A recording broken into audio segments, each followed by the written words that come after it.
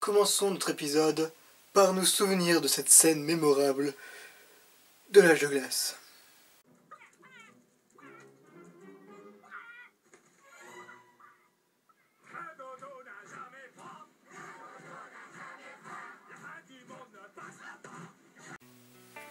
C'est un putain d'anachronisme!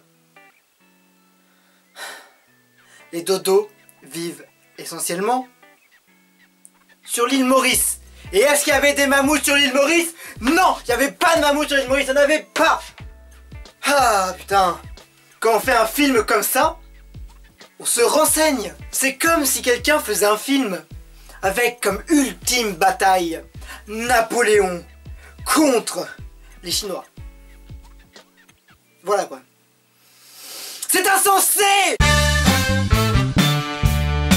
Le sujet d'aujourd'hui porte donc sur les drontes. Les drontes. Ces oiseaux disparus. Les drontes quoi. Les dodos quoi. Eh oui. Le vrai nom du dodo est dronte. Dronte. Alors, t'as mangé de la viande de quoi aujourd'hui? Du dronte. C'est vrai que dodo fait beaucoup mieux que dronte. Hein.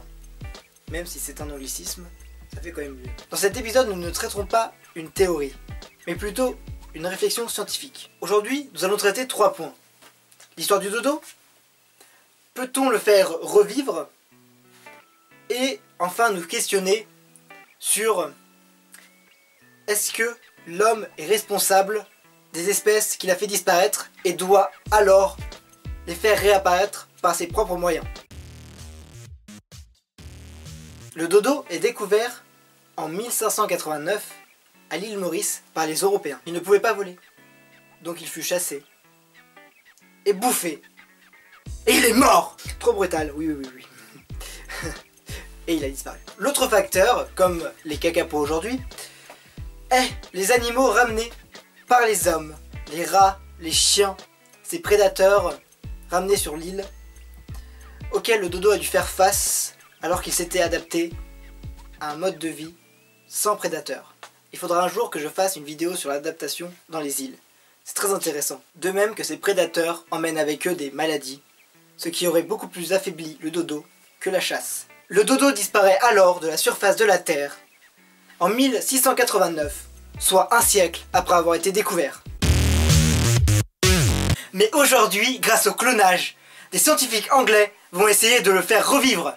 Les 3 paramètres pour un clonage sont des cellules encore intactes du sujet ou pouvant être clonées.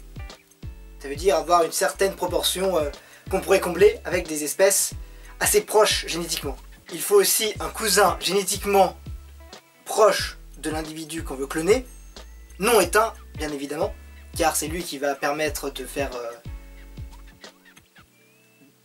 de donner la vie à l'animal, on va dire, de faire accoucher ou de pondre un œuf pour le cas du dodo. Et bien sûr, pour un clonage, il faut aussi voir après. Ça veut dire une possible adaptation au climat par l'individu. Donc, pour le cas du dodo, nous avons des cellules disponibles dans des os qu'on a retrouvés. Comme cousins, les dodos se rapprochent beaucoup des pigeons. Mais les scientifiques ont remarqué que les dodos se rapprochaient aussi beaucoup du goura. Et vu qu'ils sont équivalents en taille et leur œuf aussi, permettrait une meilleure gestation que les pigeons.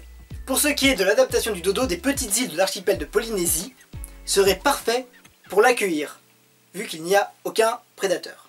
Le dernier critère sert essentiellement pour des animaux géants, tels des mammouths ou des dinosaures. L'un pour la température, l'autre pour la place. Imaginez un troupeau d'iguanodons en Bavière. Ah, on a enfin été recréé! C'est joli la Bavière, mais il y a un peu trop d'humains. Ya! Allons faire un tour à Francfort. J'aime la saucisse, mais nous sommes herbivores. J'aime quand même la saucisse.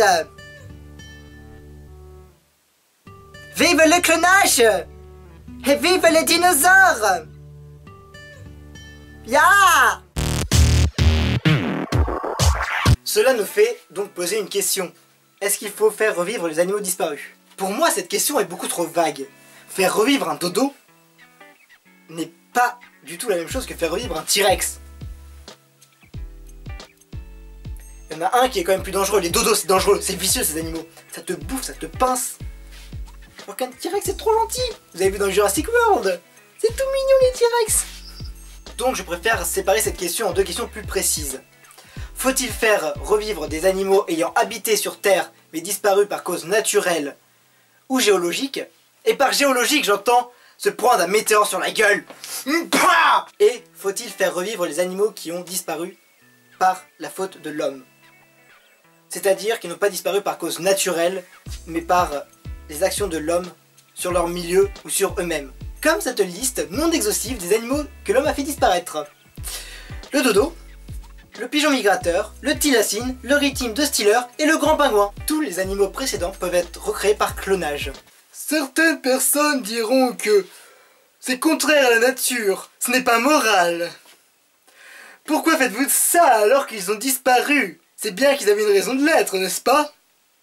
Et c'était moral d'éradiquer une espèce peut-être? Je sais que les préoccupations n'étaient pas les mêmes à l'époque que maintenant. Mais quand même. Soutenez alors le RDD, le réveil du dodo, pour qu'un jour nous puissions vivre dans un monde avec des dodos réels.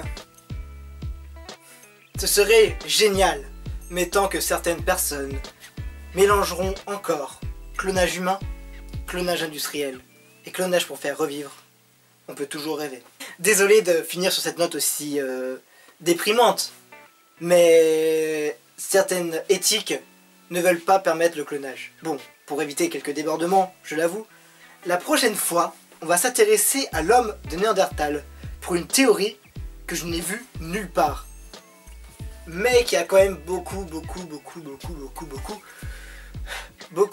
de... pas de défauts, mais beaucoup de choses qui ont été démontrées qu'il faudrait qu'on enlève dans cette théorie. Mais bon, je vous expliquerai plus la prochaine fois. Faites-moi alors part de votre affection pour le retour du dodo en force. Et je vous dis à plus pour de nouvelles théories. Salut.